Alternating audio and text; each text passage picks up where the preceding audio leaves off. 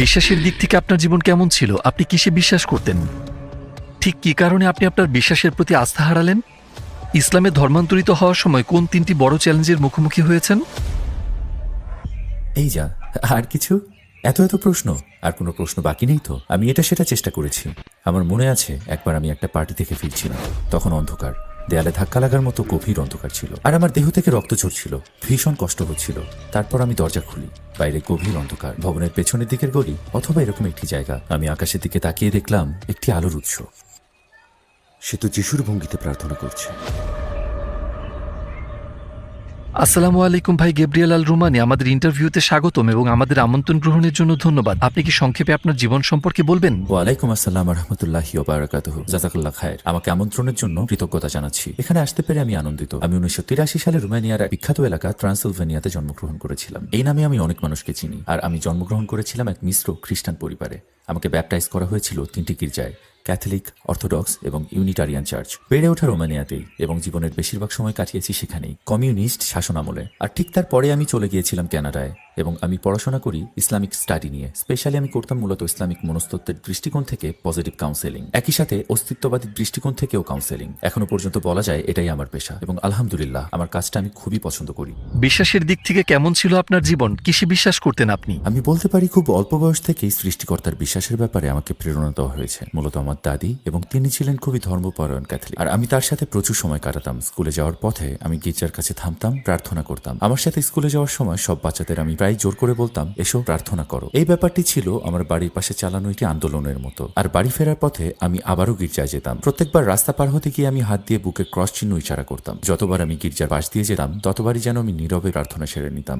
আমি বাইবেলও পড়েছিলাম। শুধু যে পড়েছি তাই নয়, আমি বাইবেলের ক্লাসেও যেতাম। এত অল্প বয়সে আমার এমন নিষ্ঠা দেখে আমার পরিবার বেশ বিস্মিতই হয়েছিল। অবশ্যই আমার দাদি খুবই খুশি হয়েছিলেন। তিনি বলতেন, তুমি যাজক হবে। গির্জায় গিয়ে তিনি আমাকে হাতের ইশারায় অথবা হালকা ধাক্কা দিয়ে যাজকের পাশের বেদিতে যেতে বলতেন। তাকে খুব আনন্দিত আর গর্বিত দেখাতো। সুতরাং আমি বেশ ধর্মপ্রাণ হয়ে উঠেছিলাম আর বাইবেল সম্পর্কে বেশ জ্ঞানও অর্জন করলাম। বাইবেল পড়া, দেখা, বাইবেল নিয়ে গবেষণা ইত্যাদি ইত্যাদি। ঠিক কী কারণে আপনি আপনার বিশ্বাস নিয়ে প্রশ্ন তুললেন? প্রথমবারের মতো আমার মধ্যে সিরিয়াসভাবে সন্দেহ প্রবেশ করলো যখন আমার এক বসনিয়ান বন্ধু কামালের সাথে এই ব্যাপারে আলোচনা করি। আমার মনে আছে আমি গিয়েছিলাম একটি ফুটবল ম্যাচে। তখন গ্রীষ্মকাল। আমরা ড্রাইভ করতে করতে কথা বলছিলাম। আমরা অনেক ব্যাপারেই কথা বলছিলাম আর তর্ক বিতর্ক করছিলাম। আমার মনে আছে সে মাঝে মাঝে মর্মাহত হতো আর বলতো, তুমি কি সত্যিই বিশ্বাস করো যে যিশু সৃষ্টিকর্তার পুত্র? সত্যি কি তুমি এটি বিশ্বাস করো? যদিও এই প্রশ্নটা আমাকে অনেকবারই করা হয়েছে, সেবার আমি নিজের মধ্যে সন্দেহ ফিল করলাম এবং আমার স্বভাবের সাথে এই চিন্তাটা কেমন যেন খাপছাড়া মনে হলো। আমরা অনেক ব্যাপারেই কথা বলেছিলাম আর তর্ক বিতর্ক করেছিলাম। সেটাই ছিল প্রথমবার এই ব্যাপারে নিজের কাছে এবং অন্যদের কাছে আমাকে হবে। কিছুটা থমকে গেলাম আর মনে মনে বললাম, একটু ভেবে দেখি ব্যাপারটা আসলে কি, কোথাও কোনো গোলমাল তো আছে, আরো জানতে হবে আমাকে। ব্যাপারটি ছিল বেশ মজার, কারণ সে আমাকে চাপ দিচ্ছিল, আমিও তাকে চাপ দিচ্ছিলাম। মানে আমি চেষ্টা করছিলাম তাকে পথ ভ্রষ্ট করার, আর সেই চেষ্টা করছিল আমাকে সৃষ্টিকর্তার নিকটবর্তী করার। আমার মনে আছে একটা জিনিস সে কখনোই বাদ দিত না, আর সেটা হচ্ছে নামাজ। যাই ঘটে যাক না কেন সে নামাজ আদায় করতো। আমরা কোথায় আছি সেটা কোনো ব্যাপার না, নামাজের সময় হলেই নামাজ। হয়তো আমরা শহরের ভেতর দিয়ে হাঁটছি, হয়তো আমরা কোনো নাচের পার্টিতে যাচ্ছি, নাচ চলছে, হঠাৎ আমরা বাইরে চলে আসতাম। সে বলতো, চলে এসো, সময় হয়ে গেছে। তো তখন আমি তার নামাজ শেষ হওয়ার জন্য অপেক্ষা করতাম, যাতে সে সময় কেউ তাকে বিরক্ত না করে। ব্যাপারটা দেখে আমি প্রথমেই যা ভাবতাম তা হচ্ছে, আচ্ছা কেন এটা করছে সে? দ্বিতীয়ত আমি লক্ষ্য করছিলাম কিভাবে সে এটা করছে। স্বাভাবিকভাবেই ব্যাপারটা আমি জানতে চাইলাম। বললাম, ভাই আমরা নাচানাচি করছি, মজা করছি, এত কিছু করছি, এখানে ওখানে যাচ্ছি, আর তুমি প্রার্থনা করছো, আমি তো এসবের মধ্যে স্ববিরোধিতা দেখতে পাচ্ছি। সে বলল, না, আমি জানি যে আমি যা করছি তা ঠিক নয়, আর নামাজ হচ্ছে আল্লাহর কাছে যাওয়ার দরজা, সেই দরজা আমি বন্ধ করে দিতে পারি না। তার এই কথার কারণে আমি ব্যাপারটা ভাবতে বাধ্য হলাম। আসলেই সত্যি বলতে কি, আমি ঈর্ষাবোধ করতে লাগলাম, কারণ নিজের ধর্মচর্চায় আমি তার মতো নিবেদিত প্রাণ না হওয়া সত্ত্বেও আমি ভেবে আসছিলাম যে আমি সত্যের পথে আছি। আর দেখুন এই মানুষটাকে, দেখুন তার কমিটমেন্ট। শুধু তাই নয়, কিভাবে মানুষটা প্রার্থনা করছে সেটাও দেখার বিষয়। আর একটা ব্যাপার আমি বেশ ভালোভাবেই খেয়াল করলাম, তখন আমি বাইবেল পড়ছিলাম, আর বাইবেলে নবীদের প্রার্থনার যে বর্ণনা রয়েছে, আমার বন্ধুর প্রার্থনার ভঙ্গি ছিল ঠিক একই রকম, উপর হয়ে পড়ে মুখ ভূমিতে নত করা। সত্যি এরকম বর্ণনাই রয়েছে। ব্যাপারটা মজার, কারণ রোমানিয়ানরা পর্যন্ত তুর্কিদের প্রার্থনার ভঙ্গি নিয়ে ঠাট্টা মশকরা করে, বলে প্রার্থনার সময় তুর্কিরা উপর হয়ে পড়ে। গেংসিমানের উদ্যানে পূর্ববর্তী নবীদের এবং নবী ঈসা আলাইহিসসালামের বর্ণনাও বাইবেলে এসেছে ঠিক এভাবেই। তিনি মাটিতে উপর হয়ে পড়ে আল্লাহর কাছে প্রার্থনা করতেন। তাই এর আগেও ব্যাপারটা আমার জানা ছিল, যেহেতু আমি সারা জীবন এটা নিয়ে পড়াশোনা করেছি। কখনো ব্যাপারটা আমাকে তেমন স্পর্শ করেনি, কিন্তু সেদিন করলো। তারপর কি হলো? আপনি কি তার সাথে এই ব্যাপারে কথা বললেন? তখন সকাল, ফজরের সময়। আমরা কানাডার টরন্টোতে। আমরা গেলাম একটি গাড়ি কিনতে। আমার বাবা যে বাড়িতে থাকতেন তার বাইরে দাঁড়িয়ে আমরা অপেক্ষা করছিলাম। করছিলাম। ফজরের ওয়াক্ত, সে নামাজ পড়ছিল। ওজুর জন্য আমি তার হাতে পানি ঢেলে দিচ্ছিলাম। বসে তার নামাজ পড়া দেখতে দেখতে আমার মনে হলো সে তো খ্রিস্টের মতোই প্রার্থনা করছে। আমি তাকে বললাম, ব্রো, তুমি কি জানো তুমি কার মতো প্রার্থনা করো? সে বলল, হ্যাঁ জানি, কারণ যিশু ছিলেন একজন মুসলিম। তখন আমার প্রতিক্রিয়াটি এমন ছিল, আরে না না, কি বলছো তুমি, তিনি তো খ্রিস্টান ছিলেন। সে বলল, না, তিনি কিভাবে খ্রিস্টান হবেন, সে সময় তো কোনো খ্রিস্টানই ছিল না। তুমি বড়জোর বলতে পারো তিনি ইহুদি ছিলেন, তাই তো? কারণ জাতিগতভাবে তারা ইহুদি ছিলেন, কিন্তু সে সময় তো কোনো খ্রিস্টান ধর্ম ছিল না। তখন ভাবলাম সে তো ঠিকই বলেছে, আমাকে আরো ভালোভাবে ব্যাপারটা মানতে হবে। সে তো ঠিকই বলেছে, তাহলে আমরা কেন এভাবে প্রার্থনা করি না? নিশ্চয়ই আপনি কখনো কোনো যাজককে সিজদা দিতে দেখেননি।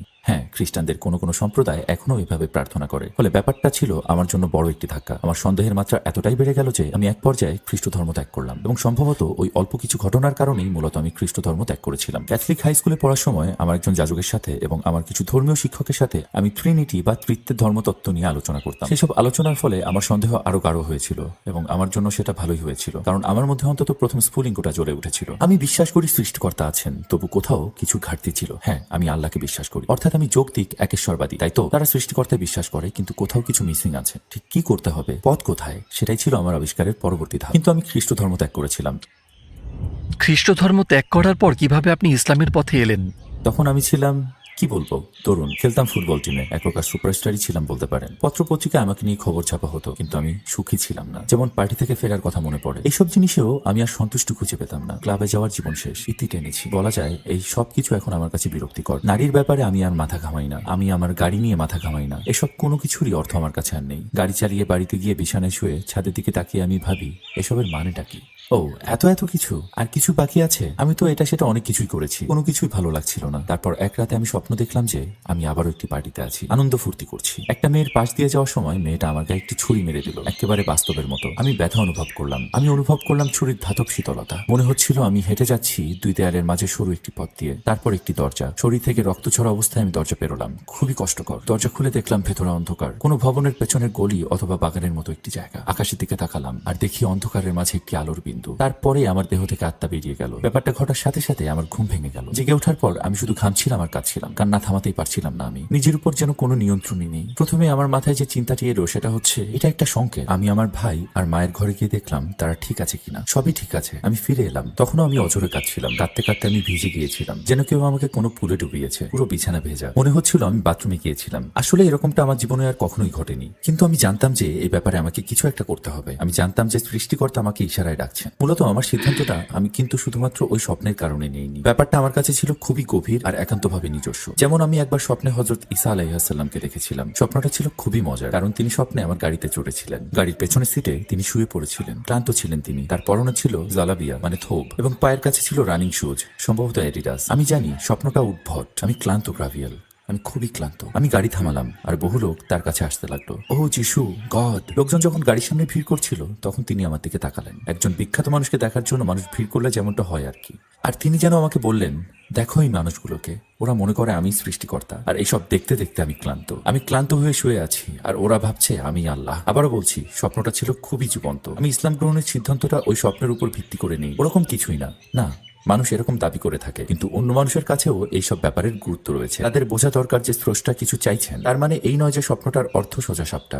স্রষ্টা আপনার মনের দরজা খুলে দিচ্ছেন, যাতে আপনি প্রশ্ন করেন, বুঝতে পারেন, আরো অনুসন্ধান করেন। এবং বলতে গেলে এরপরেই আমি আমার বোধের পরবর্তী ধাপে পৌঁছালাম এবং বুঝতে পারলাম যে আমাকে কিছু করতে হবে। ব্যাপারটা আমি হৃদয়ঙ্গম করলাম স্বপ্ন দেখার পরে। আর কি ঘটেছিল যাতে আপনি ইসলামের দিকে আরো বেশি ধাবিত হলেন? আমার মনে আছে প্রথমবারের মতো কুরআন তেলাওয়াত শোনার স্মৃতি। মুগ্ধ হওয়ার মতো ব্যাপার। আমি মুগ্ধ হই, তবে যা পাঠ করা হচ্ছিল আমি তার অর্থ জানতাম না। সে সময় এ ব্যাপারে আমার কোনো ধারণাই ছিল না, এবং আমি আরবি ভাষা জানতাম না। কিন্তু সেই তিলাওয়াত আমাকে গভীরভাবে স্পর্শ করেছিল, এবং যখন আমি ইসলামকে বুঝলাম তখন মনে হলো এসব তো নতুন কিছু নয়। আমি উপলব্ধি করলাম এটা তো সার্বজনীন। মনে হলো যেন এটাই ধারাবাহিকতা। আমার মনে হলো না আমি বদলাচ্ছি, বরং মনে হলো আমি নিজেকে খাপ খাওয়াচ্ছি। সকল নবীদের সম্পর্কে জানার কারণে, ওল্ড টেস্টিমেন্ট আর নিউ টেস্টিমেন্ট জানার কারণে আমি উপলব্ধি করলাম যে ইসলাম হচ্ছে সর্বশেষ টেস্টিমেন্ট, এবং অবশেষে আমি বুঝলাম যে ইসলাম হচ্ছে সেই একই বার্তার ধারাবাহিকতা। পুরো ব্যাপারটা আমার কাছে পরিষ্কার হয়ে গেল। আগে ছিল লা ইলাহা ইল্লাল্লাহ, মুসা রাসূলুল্লাহ, ঈসা রাসূলুল্লাহ, নূহ রাসূলুল্লাহ, আর এখন সেটা লা ইলাহা ইল্লাল্লাহু মুহাম্মাদুর রাসূলুল্লাহ। সেম, অর্থাৎ এখানে ধারাবাহিকভাবে লা ইলাহা ইল্লাল্লাহ সেম, অর্থাৎ কেবল নবীদের নাম বদলেছে সময়ের সাথে সাথে। কি ঘটেছিল যার ফলে আপনি অবশেষে মুসলিম হওয়ার সিদ্ধান্ত নিলেন?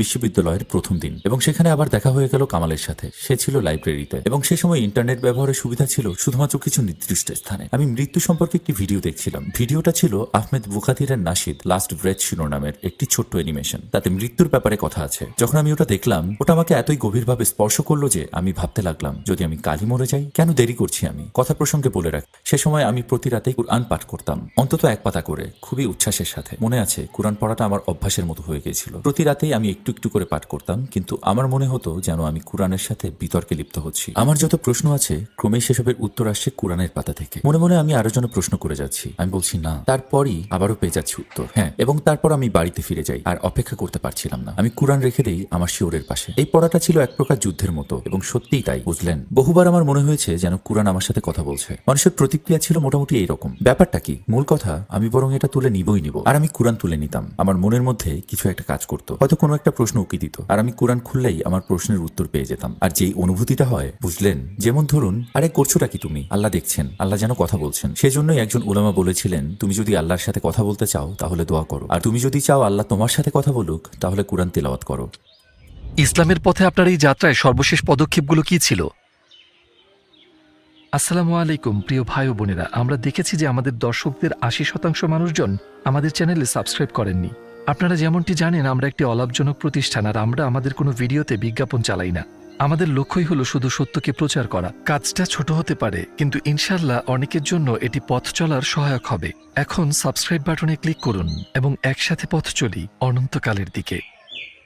ইসলামের পথে আপনার এই যাত্রায় সর্বশেষ পদক্ষেপগুলো কি ছিল? হয়েছিল কি, একদিন ঘুম থেকে উঠে লক্ষ্য করলাম কিছুই আমার ভালো লাগছিল না, কিছুই না। তখন মনে মনে বললাম, কিসের জন্য অপেক্ষা করছো তুমি? সত্য তো তুমি পেয়েই গেছো, এটাই সত্যি। বিশ্ববিদ্যালয়ে গিয়ে বন্ধু কামালকে দেখে বললাম, আজ রাত তোমার আমার বাড়িতে আসতে হবে, একটা ব্যাপারে তোমার সাহায্য প্রয়োজন। তো সে বলল, তুমি কি ঠিক আছো? আমি বললাম, তুমি শুধু আসো। সে বলল, ঠিক আছে, কোনো সমস্যা নেই, আমি আসবো। তখন পরীক্ষা চলছিল। আমি আমার বাড়ির উপরতলায় কয়েকজনের সাথে পড়াশোনা করছিলাম। কামাল আমাকে নিচতলা থেকে ডাকলো। আমি এখানেই আছি, চিন্তা করো না, আমি আসছি। গেলাম নিচতলায়। তখন রাত। আমি শুধু তার দিকে তাকালাম। সে বলল, কি হয়েছে ভাই, তুমি কি ঠিক আছো? আমি বললাম, আমি মুসলিম হতে চাই। সে বলল, আমি জানতাম, আমি এটা জানতাম। আমি বললাম, তুমি কি বলতে চাইছো? সে বলল, দীর্ঘ সময় ধরে আমরা একসাথে তারাবির নামাজ পড়ছিলাম, সে কথা কি তোমার মনে আছে? সে বলল, আমি সিজদায় গিয়ে আল্লাহ তাআলার কাছে প্রার্থনায় বলেছিলাম, এই মানুষটা তোমার অনুসন্ধান করছে, তুমি তাকে ইসলামের পথে চালিত করো, তাকে তৌফিক দান করো ইসলামকে আলিঙ্গন করার। সে শুধু বলল, আমার সাথে বলো। আমি তার আগেই জানতাম কি বলতে হবে। তখন আমি কালিমা শাহাদাত উচ্চারণ করলাম। মনে হলো আমার শরীর থেকে একটা ভার নেমে গেল, শুধু ওই শব্দগুলো বলার কারণেই। সেই রাতে আমি ঘুমালাম অন্যরকম প্রশান্তির ঘুম। আপনি ইসলামের ধর্মান্তরের পর আপনার পরিবার এবং কাছের মানুষ কেমন প্রতিক্রিয়া দেখিয়েছিল? মনে পড়ে সর্বপ্রথম কথাটা আমি বলেছিলাম আমার মাকে। তিনি একটু চিন্তিত হয়ে পড়েছিলেন, কারণ আগে আমার যেসবের পক্ষপাতিত্ব ছিল সেগুলো তার মধ্যেও ছিল।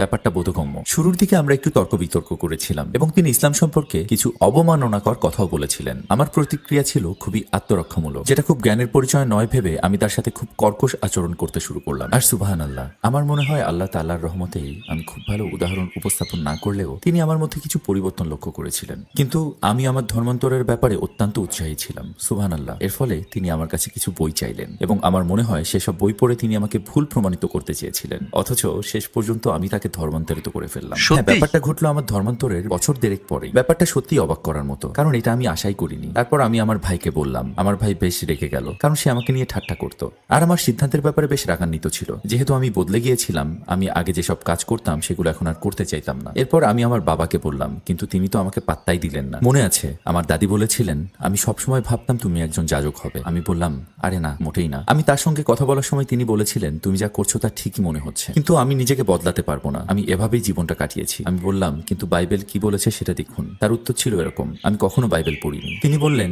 যাজক যা বলেন আমি শুধু সেটাই শুনি। আমি বললাম, কিন্তু অন্তত বাইবেল যা বলেছে আপনি কি সেটা বিশ্বাস করেন না? তিনি বলতেন, ম্যাটার করে না, আমি নিজেকে বদলাতে পারবো। ইসলামের নিয়ম কানুন, যেমন দিনে 5 বার সালাত আদায় করা অথবা মাসব্যাপী রোজা রাখা, এগুলো কি শুরুতে আপনার জন্য কঠিন ছিল? সত্যি বলতে শুরুতে সালাত আদায় করাটা কঠিন ছিল না। অবশ্য আগে অন্যরকম জীবনযাপন করার কারণে আমি অভ্যস্ত ছিলাম না, তাই আমি প্রায়ই রাতে নামাজ পড়ে নিতাম। তবে ফজরের নামাজ আমি সবসময় সময় মতো আদায় করতাম।